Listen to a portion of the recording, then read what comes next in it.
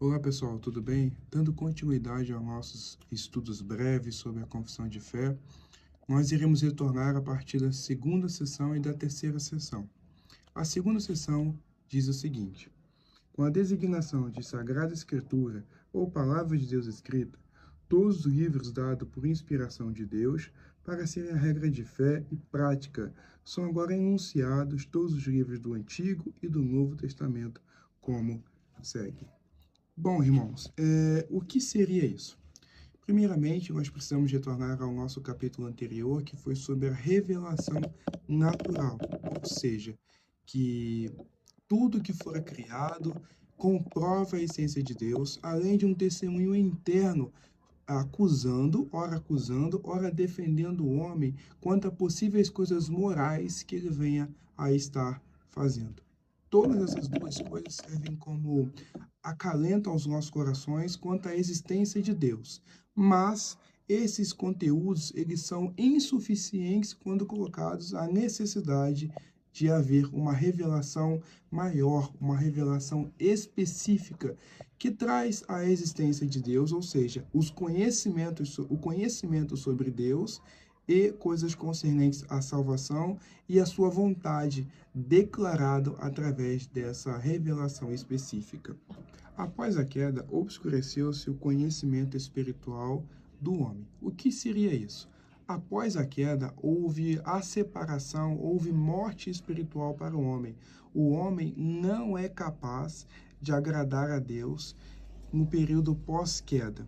O que seria isso? Necessariamente o homem necessita de uma revelação especial para saber as coisas como Deus quer e coisas concernentes à salvação.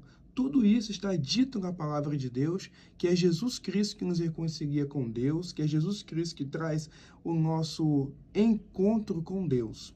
Isso é de suma importância, visando que dentro dessa revelação específica é que está contido tudo isso. Traz toda a necessidade de haver uma revelação específica, porque o conteúdo que é tido na revelação natural, ele passa a não ser tão suficiente para dar conhecimento a essas coisas. E nós temos por revelação específica os 66 livros da Bíblia, ou seja, são 39 do Velho Testamento e 27 do Novo Testamento. Estão divididos por essa etapa. Sendo que o Antigo Testamento é dividido por Pentateuco, livros históricos, livros poéticos, profetas maiores, profetas menores.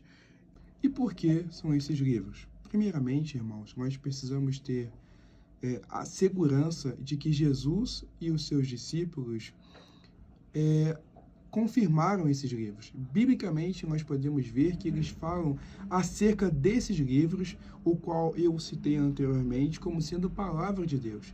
Diversas vezes na Bíblia, nós podemos ver Jesus repreendendo os judeus através da Bíblia. Assim como também nós podemos ver Jesus falando até mesmo nas divisórias do cânon hebraico. Assim como ele e os seus discípulos diversas vezes citaram o cânon hebraico. Vamos um pouco à Escritura Sagrada, nós vamos ver dois versículos, um assegurando a divisória da Escritura e outro Jesus falando sobre o cânon hebraico. Primeiro, Lucas 24:44 traz uma referência para nós acerca de como Jesus dividiu o cânon hebraico, cânon o qual nós temos até hoje.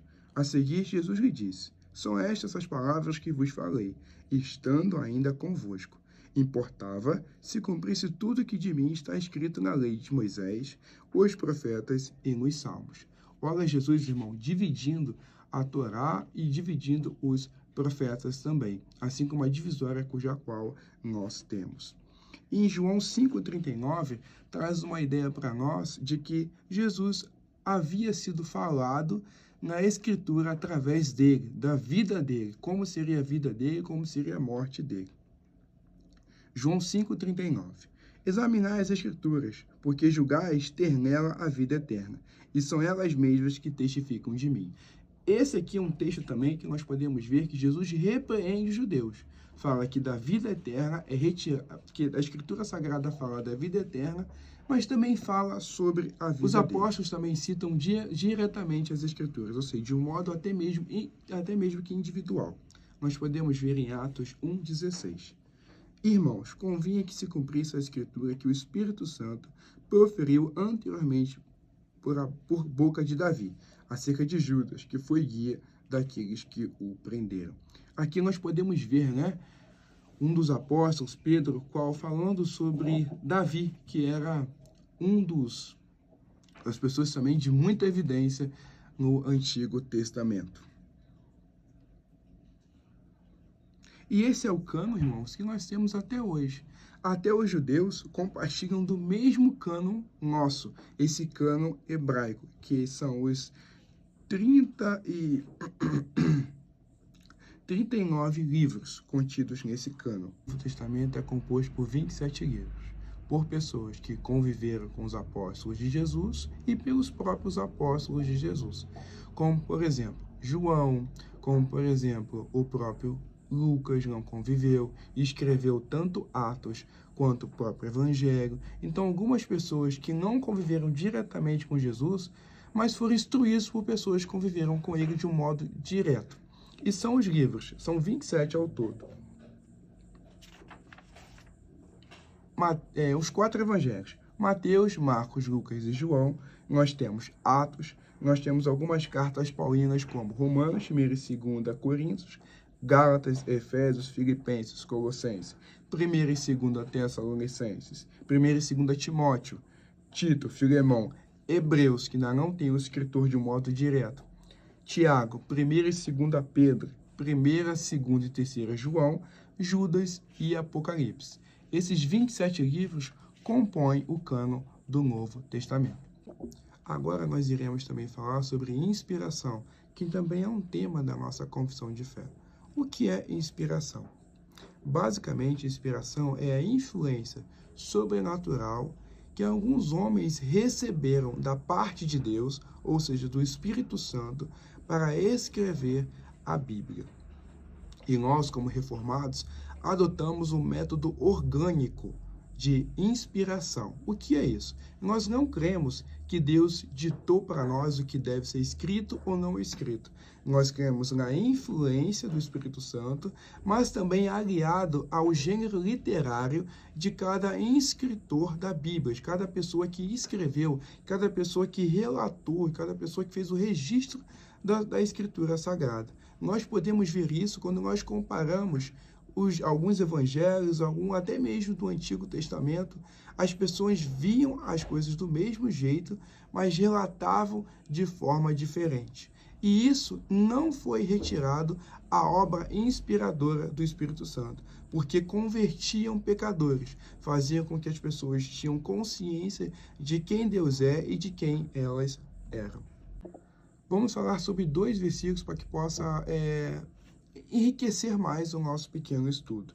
Primeiramente, em Lucas 16, 29 a 31, e depois nós iremos falar em Efésios 2, 20. Primeiramente, Lucas. Respondeu Abraão: eles têm Moisés e os profetas, ouçam-nos. Mas ele insistiu: não, pai Abraão, se alguém dentre os mortos for ter com eles, arrepender-se-ão? Abraão, porém, respondeu: se não houve a Moisés e aos profetas, tampouco se deixarão persuadir, ainda que ressuscite alguém dentre os mortos. O que é isso? Aqui, através dessa parábola, Jesus enfatizando o cânon do Antigo Testamento. Em Efésios 2:20, fala de uma outra coisa. Vamos ler. Edificar sobre o fundamento dos apóstolos e profetas, sendo ele mesmo, Cristo Jesus, a pedra angular. Aqui é a explicação sobre a edificação, ou seja, sobre aonde que nós fazemos a nossa teologia. Nós fazemos através da edificação dos apóstolos, ou seja, pessoas que conviveram com Jesus. Então, agora nós iremos falar sobre a seção 3. Eu vou ler para os irmãos. Os livros comumente chamados de apócrifos, não sendo de inspiração divina, não fazem parte do cânon das Escrituras e, portanto, não têm autoridade na Igreja de Deus, nem devem ser aprovados ou usados de outra forma, senão como escritos humanos. Bom, o que seria isso? Primeiramente, é que esses livros não fazem parte do cânon hebraico e também, por conseguinte, tem livros que não fazem parte do cânon do Novo Testamento. Nós temos que olhar para eles como escritos apenas humanos, escritos históricos, não escritos onde houve inspiração divina. E